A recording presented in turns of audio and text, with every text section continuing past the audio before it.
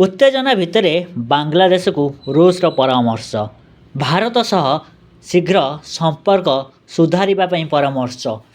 इकबाल मंचर उस्मान हादी हत्या पर बांग्लादेशर परिस्थिति उत्तेजनापूर्ण रही। पड़ोशी देशर विभिन्न स्थानरू हिंसार रिपोर्ट आसी। यह समय भारत एवं बांग्लादेश मध्य संपर्क मध्य कष्टकर पर्याय दे गति करुच्ची।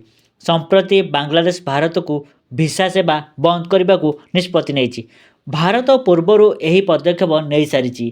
भारत एवं बांग्लादेश मध्य खराब होता संपर्क मध्य रूस एंट्री करिछि।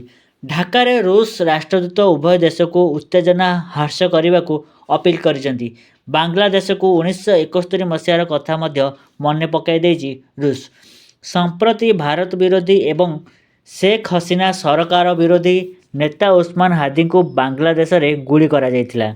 सिंगापुर एक हॉस्पिटल रे चिकित्साधीन अवस्था हादी मृत्यु होइतिला, जहाँ फल बांग्लादेश रे हिंसा सृष्टि होइछि।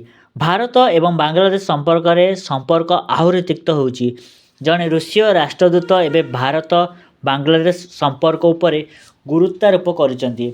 ढाका रे अवस्थापित रूसीय राष्ट्रदूत अलेक्जेंडर ग्रिगोरिविच खोजिन उभय देश को उत्तेजना ह्रास करने को अनुरोध करचंती। से कहचंती जे समग्र अंचल शांति एवं स्थिरता पाई भारत एवं बांग्लादेश मध्य भल संपर्क अत्यावश्यक। भारत एवं बांग्लादेश मध्य थिबा उत्तेजना को ह्रास करने उचित। 1971 मसीह बांग्लादेशर स्वाधीनतार भारत प्रमुख भूमिका ग्रहण करथिला एवं रूस मध्य एहाकू समर्थन करथिला। भारत बांग्लादेश एवं रूस सर्वदा कांध को कांध मिसाई काम करचंती। वर्तमान परिस्थिति रे उत्तेजना को आहुरी वृद्धि करने अनुचित हेबो बोली कहिछि रूस।